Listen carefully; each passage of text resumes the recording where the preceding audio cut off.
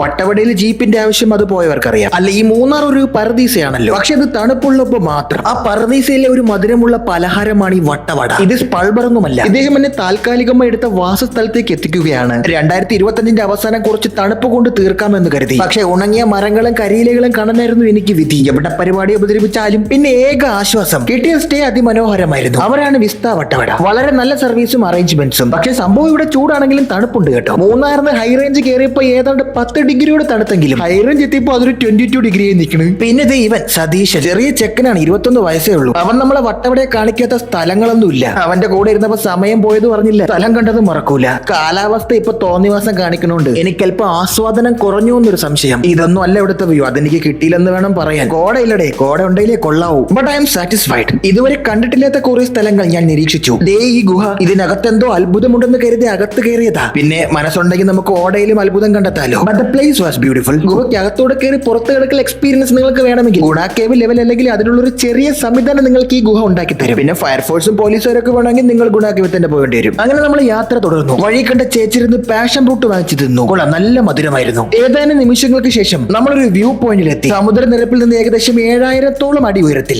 ഇവിടെയും പല സ്ഥലങ്ങളിലെ നിങ്ങൾക്ക് എ ഫ്രെയിം എന്റും സ്റ്റേ ഒക്കെ കാണാൻ സാധിക്കും. ഞാൻ നിങ്ങളോട് ഒരിക്കലും വിസ്ത വട്ടവടയിൽ തന്നെ നിൽക്കണമെന്നൊന്നും പറയില്ല. പക്ഷെ എനിക്ക് അവർ വളരെ സാറ്റിസ്ഫൈഡ് ആയി തോന്നിയത് കൊണ്ട് മാത്രം നിങ്ങളുടെ സൗകര്യത്തിന് ഞാൻ അവരുടെ ഡീറ്റെയിൽസ് ഡിസ്ക്രിപ്ഷനിൽ കൊടുത്തേക്കാം. ഇത്രയൊക്കെ നടന്നപ്പോ വിശന്നു. അവിടെയൊന്നും നല്ലൊരു ഹോട്ടൽ ഇല്ല എന്നല്ല, പക്ഷെ ടാസ്ക് ആണ്. ഭാഗ്യത്തിന് ബ്രേക്ക്ഫാസ്റ്റും രാത്രിത്തെ ഭക്ഷണവും കോംപ്ലിമെന്ററി ആയിട്ട് തന്നെ ഇവർ അറേഞ്ച് ചെയ്ത് തന്നു. അതുകൊണ്ട് പട്ടിണി കിടന്നില്ല. ഇല്ലേ നിങ്ങൾ കാറിലൊക്കെയാണ് വന്നിരുന്നെങ്കിൽ പെട്ടുപോകും സുഹൃത്തുക്കളെ. കാരണം കാറൊക്കെ കരയും. 4 വീൽ വണ്ടികളോ അത്യാവശ്യം ഗ്രൗണ്ട് ക്ലിയറൻസ് ഉള്ള വണ്ടികളോ ആണെങ്കിൽ നിങ്ങൾ വിജയിച്ചു. ഇവിടെ പച്ചയായ ഓഫ് റോഡ് പോകാൻ പറ്റിയ ഒരുപാട് സ്ഥലങ്ങളുണ്ട്. അത് നിങ്ങൾ എടുത്ത പാക്കേജിലോ അല്ലെങ്കിൽ താമസിക്കുന്ന സ്ഥലത്തെ നടത്തിപ്പുകാരോട് പറഞ്ഞ് അവർ അതിനു വേണ്ടിയുള്ള സംവിധാനങ്ങൾ ഉറപ്പായും ചെയ്തു തരും.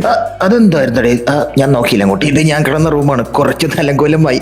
എന്റെ എക്സ്പീരിയൻസ് ചെയ്യാന്നൊക്കെ ഞാൻ വിചാരിച്ചതാണ്. പക്ഷെ യാത്രയുടെ ഒരു 10 മണിയാകുമ്പോൾ കഴിയുമ്പോൾ ഉണ്ടല്ലോ, പല്ലുകൾ പരസ്പരം കെട്ടിപ്പിടിക്കുന്ന തണുപ്പ്. എന്തായാലും ആ എക്സ്പീരിയൻസ് മറ്റൊരു വേളയിലാകട്ടെ. ന്യൂ ഇയറിന്റെ തലേദിവസം ആയതുകൊണ്ട് എല്ലായിടത്തും കൊടും തിരക്കായിരുന്നു. ഭാഗ്യത്തിന് ഞാൻ 30-ാം തീയതി അവിടെ എത്തി. 10-60 പേര് അടങ്ങുന്ന കൊച്ചു പിള്ളേരെ വരെ ഗ്യാങ് ആയിട്ട് ബസ് പിടിച്ച് ഇവിടെ വന്നേക്കണ്. പണ്ടാര പ്രാന്തന്മാരുള്ള നാടാണിത്. എനിക്ക് പിന്നെ ഒരുപാട് സ്ഥലങ്ങൾ എക്സ്പ്ലോർ ചെയ്യാനുള്ളത് കൊണ്ട് ക്ഷമ തീരെ ഇല്ലാത്തത് കൊണ്ട് ഒരു ദിവസം അവിടെ തങ്ങിയിട്ട് ഇദ്ദേഹം നമ്മളെ തിരിച്ചുകൊണ്ടാക്കി തന്നു. നമ്മൾ നിന്ന സ്ഥലത്ത് നിന്നും കുറച്ചകലെ മാറി പഞ്ചായത്ത് ഓഫീസിന്റെ ഫ്രണ്ടിലാണ് ഞാൻ എന്റെ വാഹനം പാർക്ക് ചെയ്തിരുന്നത്. അവിടെ നിന്ന് അങ്ങോട്ട് പിക്കപ്പ് ആൻഡ് ഡ്രോപ്പ് അവർ തന്നെ ചെയ്തു. പിന്നെ അവിടെ നിന്ന് നേരെ നമ്മൾ വാഗമൺ എത്തി. വാഗമണിലും കോടയില്ല. വാഗമണിൽ നിന്ന് നേരെ കൊച്ചിക്ക് പപ്പച്ചിയെ കത്തിക്കണ കാണാൻ പോകുന്ന വെച്ചപ്പോ സമയം വൈകിപ്പോയി എത്തിയപ്പോ. പിന്നെ മറൈൻ ഡ്രൈവ് ചെന്നപ്പം അവിടെ ഒരു പരിപാടിയില്ല ഗൈസ്. അതിഥി തൊഴിലാളികൾ കൈയടക്കിയ മറൈൻ ഡ്രൈവിൽ അവരുടെ ഭോജ്പുരി ഗാന നൃത്ത ചുവട് കണ്ട് ആസ്വദിച്ച് എന്റെ 2025 ഞാൻ വിട പറഞ്ഞു.